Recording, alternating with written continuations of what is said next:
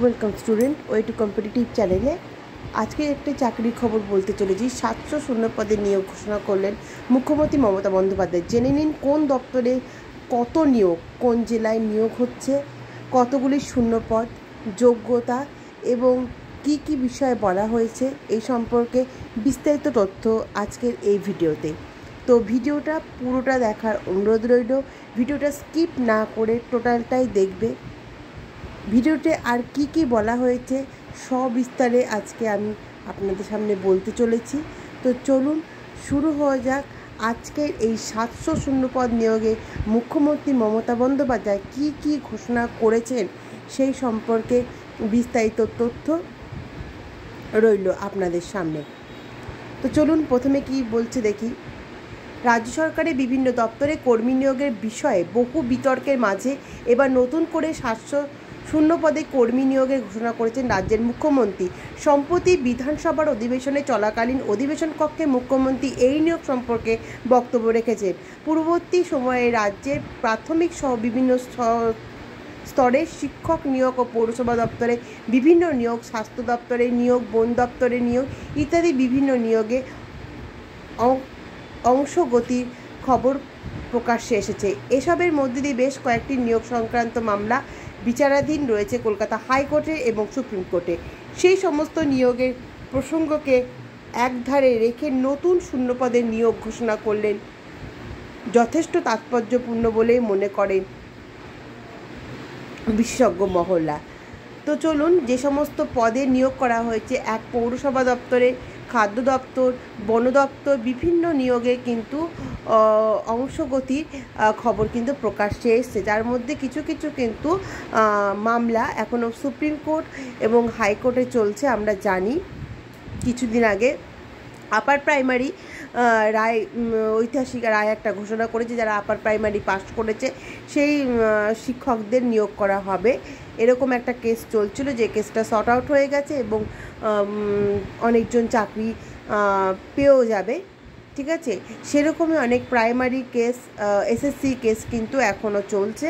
আমরা জানি বিগত কয়েক বছর ধরে এসএসসি এবং প্রাইমারির প্রশ্নপত্র ভুল আসার সংক্রান্ত বিষয় নিয়ে কিন্তু সুপ্রিম কোর্ট এবং হাইকোর্টে কিন্তু বিভিন্ন কোর্টে কিন্তু সেই মামলা চলছে। এর মধ্যেখানে কিন্তু রাজ্য সরকার একটা নতুন পদে মানে নতুন শূন্যপদ নিয়োগের কথা কিন্তু মুখ্যমন্ত্রী মমতা বন্দ্যোপাধ্যায় ইতিমধ্যে ঘোষণা করেছেন। ঠিক আছে, 700 পদের জন্য যে ঘোষণাটা করেছেন, ঠিক আছে, এইটা যথেষ্ট কিন্তু তাৎপর্যপূর্ণ বলে বিশেষজ্ঞরা মনে করছেন। আর কি বলছে, মুখ্যমন্ত্রীর ঘোষণা অনুযায়ী নতুন এই শূন্যপদগুলির মধ্যে অধিকাংশ শূন্যপদ বরাদ্দ করা হয়েছে পুলিশ দপ্তরের জন্য। এছাড়া দমকল বিভাগ, মাদ্রাসের শিক্ষক বিভিন্ন বিভাগ এবং রাজ্য সরকারের স্বরাষ্ট্র দপ্তরে বেশ কয়েকটি গুরুত্বপূর্ণ পদে এই কর্মী নিয়োগের কথা জানানো হয়েছে। মুখ্যমন্ত্রীর বিবৃতি অনুযায়ী এই শূন্যপদগুলির মধ্যে 494টি পদ বরাদ্দ করা হয়েছে পুলিশ বিভাগের জন্য। দমকল বিভাগের জন্য রাখা হয়েছে 166টি পদ। মাদ্রাসা শিক্ষক দপ্তরে 12টি শূন্যপদ রাখা হয়েছে। সংশ্লিষ্ট এই শূন্যপদগুলিতে নিয়োগের জন্য প্রতিটি বিভাগের দপ্তরকে ছাড়পত্র দেওয়া হয়েছে ইতিমধ্যে। নিয়োগের বিভিন্ন বিষয়ে খতিয়ে দেখে যত দ্রুত সম্ভব নিয়োগ বিজ্ঞপ্তি প্রকাশ করতে বলা হয়েছে সংশ্লিষ্ট দপ্তরগুলিকে। তাহলে চলুন দেখছি কতগুলো বলা হয়েছে। মেনলি বলা হয়েছে পুলিশ দপ্তরে নিয়োগের কথা বেশি বলা হয়েছে। ঠিক আছে, পুলিশের দপ্তরে বেশি নিয়োগ হবে।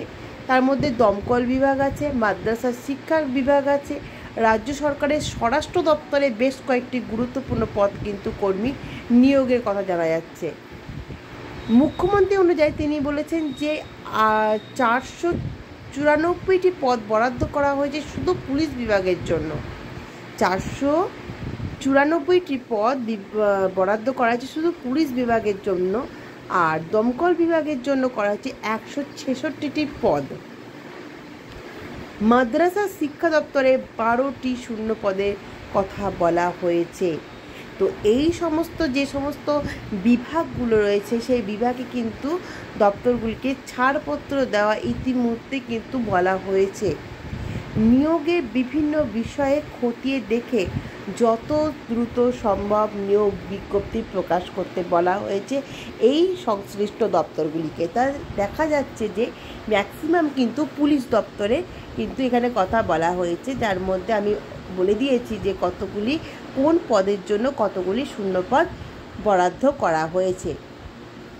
তো এটা ভালো খবর, যারা যারা পুলিশের প্রিপারেশান নিচ্ছ তারা কিন্তু এই পদটাকে অ্যাপ্লাই করতে পারো। কারণ আমরা জানি যে কিছুদিন আগে কনস্টেবলের কিন্তু যারা যারা পাস আউট হয়েছে, মানে যারা পাস করেছে তাদের কিন্তু ট্রেনিং পিরিয়ড সেপ্টেম্বরে কিছুজন ট্রেনিং পিরিয়ড শেষ করে কিন্তু তারা বিভিন্ন জায়গায় জয়েন লেটার পেয়ে যাবে এবং তারা কর্মসূত্রে কিন্তু নিয়োগ হয়ে যাবে।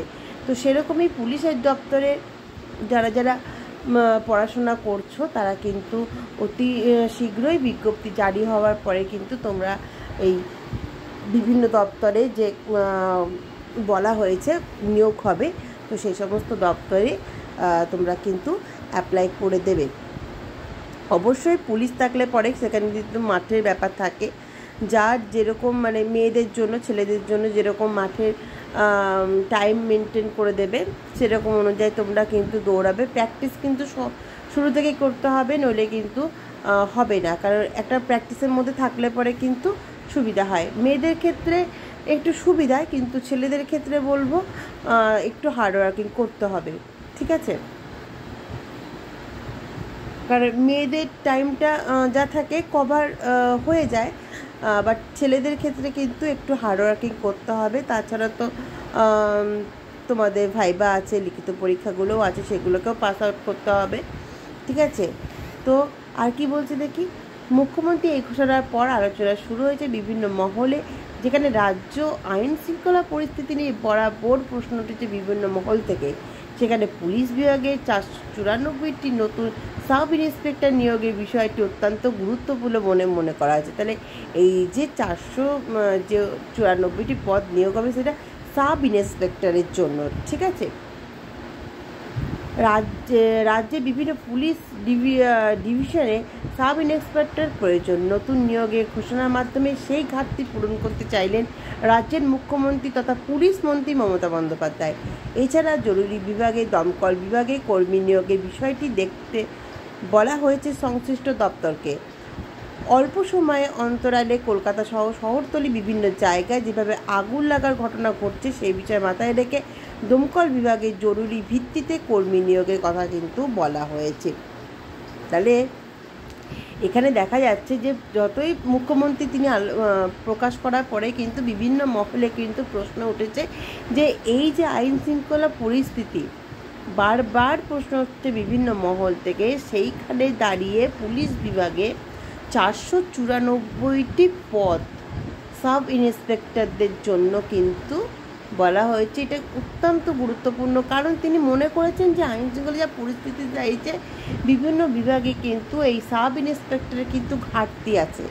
তাই তিনি আমাদের মাননীয়া মমতা বন্দ্যোপাধ্যায় মুখ্যমন্ত্রী তিনি বলেছেন, এবং তিনি একাধারে পুলিশ মন্ত্রীও, তিনি বলেছেন যে না, জরুরি কারণের জন্য কিন্তু এই সাব ইন্সপেক্টর নিয়োগ করা হবে এবং একাধারে দমকল বাহিনীতেও কিন্তু কর্মী নিয়োগ করা হবে। কারণ কলকাতা শহরতলিতে যে পরিমাণে আগুন টাগুন লাগছে সেক্ষেত্রে অনেক কর্মীর প্রয়োজন আছে বলে তিনি মনে করেন, এবং সেই হিসাবে তিনি বারবার কিন্তু এই নিয়োগের কথাটা তুলে ধরেছে, ঠিক আছে?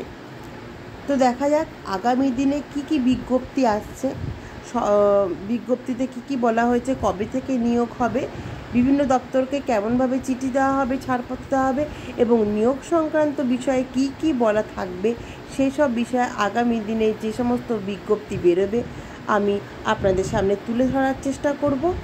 ততক্ষণ আপনারা পড়াশোনার দিকে মন দিন, যারা পড়াশোনা করছেন তারা পড়াশোনার দিকে মন দিন, যারা ভাবছেন যে পুলিশ হবে তারা মাঠটা আমি বলবো এখন থেকে শুরু করে দেওয়া উচিত, ঠিক আছে?